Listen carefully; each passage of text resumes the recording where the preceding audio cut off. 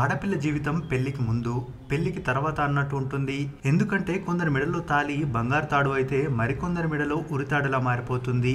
ఈ సమాజంలో మహిళలు ఆత్మగౌరవంతో స్వశక్తితో తమ ఆర్థిక అవసరాలను తీర్చుకుంటూ అన్ని రంగాల్లో దూసుకుపోతున్నారు. అయితే అత్తింటి వేధింపులకు మాత్రం ఎంతటి వారైనా బలైపోతున్నారు. ఎన్నో కలలతో వైవాహిక జీవితంలో అడుగుపెట్టిన వారికి అత్తింటి వేధింపులు స్వాగతం పలుకుతున్నాయి. వేధింపులు తట్టుకోలేక కొంతమంది ఆత్మహత్యలకు కూడా పాల్పడుతున్నారు. చనిపోవాలి అనే ఆలోచన మనసులో పుట్టిందంటే ఆ సమస్య ఎంత పెద్దదో అర్థం చేసుకోవచ్చు. కానీ ఆ ఆలోచనలని తరిమేసి కొంతమంది మాత్రం తామేంటో నిరూపించుకుంటున్నారు. సరిగ్గా ఇలాంటి పరిస్థితి ఓ అమ్మాయికి వచ్చింది. చేతిలోని డిగ్రీలను వదిలేసి పుట్టెడు ఆశలతో పెళ్లి చేసుకుని అత్తారింటిలో అడుగుపెట్టిన ఆమెకి పూటకో గొడవ, రోజుకో నరకంగా మారింది ఆమె జీవితం. ఈ బాధలు తట్టుకోలేక ఆమె చనిపోవాలనుకుంది. కానీ తనని ఇంతలా వేధిస్తున్న అత్తమామలకి భర్తకి ఎలా బుద్ధి చెప్పిందో తెలిస్తే సెల్యూట్ చేయాల్సిందే. ఇది కథ ఆడపిల్ల అంటే అని గర్వంతో ఉప్పొంగిపోవాల్సిందే. ఇక ఆలస్యం చేయకుండా స్టోరీలోకి వెళ్ళిపోదాం. ఆమె పేరు నవజీషా. కేరళ రాష్ట్రం కోలికోద్లో ఉంటుంది. చిన్నప్పటి నుంచే చదువు ఆటపాటల్లో టాప్ వచ్చేది. కంప్యూటర్ అప్లికేషన్ లో డిగ్రీ పూర్తి చేసింది. మంచి జాబ్ చేసి తల్లిదండ్రులను బాగా చూసుకోవాలని కలలు కనేది. అంతలోనే మంచి సంబంధం అని చెప్పి పెళ్లి చేశారు తల్లిదండ్రులు. పెళ్ళయ్యాక నీకు ఇష్టం ఉంటే జాబ్ చేసుకోవచ్చు అని గ్రీన్ సిగ్నల్ ఇచ్చాడు భర్త. ఓ ఆడపిల్లకి ఇంతకన్నా ఏం కావాలి? సరే అని తల వంచుకొని తాళి కట్టించుకుంది. కానీ పెళ్ళైన తర్వాత మాట మార్చేశారు. ఇప్పుడు నువ్వు చదువుకుని వెలగబెట్టాల్సిన అవసరం లేదంటూ తెగేసి చెప్పేశాడు భర్త. దాంతో నవజీషాకి ఏమీ పాల్పోలేదు. పైగా వంటగది తప్ప మరేమీ ఆలోచించకు అని చెప్పేశాడు. భర్త ఎందుకు అలా చేస్తున్నారో మొదట అర్థం కాలేదు. తర్వాత తెలిసింది ఏంటంటే భర్తకు ఉన్న వివాహేతర సంబంధం గురించి నవజీషాకు తెలియనియకుండా ఆమెను అంధకారంలో ఉంచటమే అత్తింటి వారి దురాలోచన అని లేటుగా అర్థమైంది. నవజీషా నోరు తెరిచి మాట్లాడితే కొట్టే వరకు వెళ్ళింది ఇంట్లో వాతావరణం. ఇవన్నీ గుర్తు చేసుకుంటూ పుట్టింటికి వెళితే కూతురు పుట్టింటికి వస్తే నలుగురు నానా రకాలుగా అనుకుంటారని, దాంతో అమ్మా నాన్నలు ఎక్కడ అవమానంగా భావించాల్సి వస్తుందోనని ఆందోళన పడి ఆ నరక కూపంలోనే ఉండిపోయింది నవజీషా. ఇంతలో కొడుకు కూడా పుట్టేశాడు. కొడుకు పుట్టాక భర్త కొడుకే సర్వస్వమని తాను కన్న కలల్ని కుటుంబ బాధ్యత కోసం వదిలేసుకుంది. కానీ భర్త వేధింపులు ఇంకా ఎక్కువైపోతున్నాయి. పిల్లాడిని పట్టించుకునేవాడు కాదు.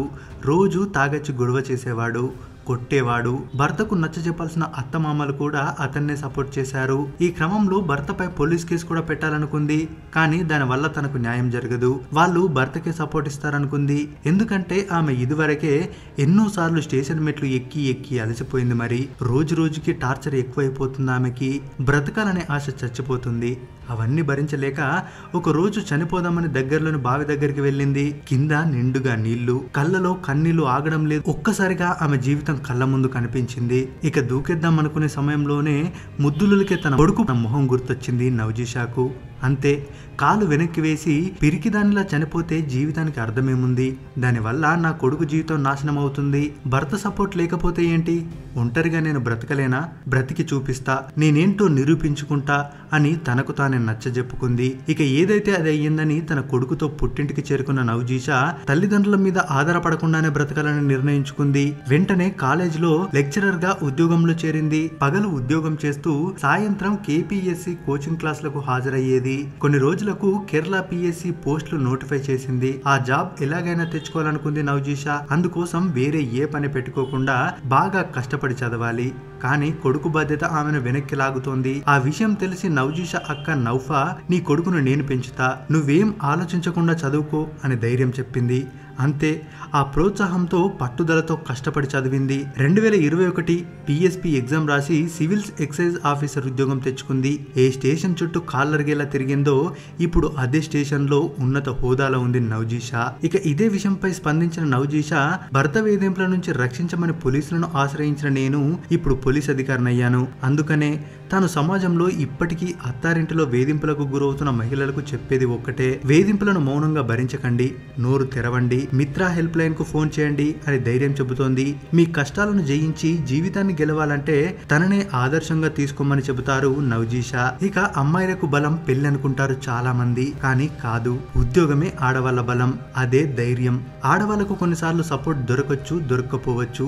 జీవితంలో ఎలాంటి పరిస్థితులు ఎదురైనా మౌనంగా బాధపడొద్దు, భరించొద్దు. ఆలోచించొద్దు, కష్టాలను ఎదుర్కొని కలలను నెరవేర్చుకోవాలి. ఇక నవజీషా జీవితం మీకు ఎంతో కొంత ప్రేరణ ఇస్తుందని ఆశిస్తున్నాం. మరి ఈ వీడియోపై మీ అభిప్రాయాన్ని కామెంట్ రూపంలో తెలియజేయండి. మరిన్ని ఇలాంటి వీడియోస్ కోసం మన ఛానల్ని సబ్స్క్రైబ్ చేసుకోవడం మాత్రం మర్చిపోవద్దు.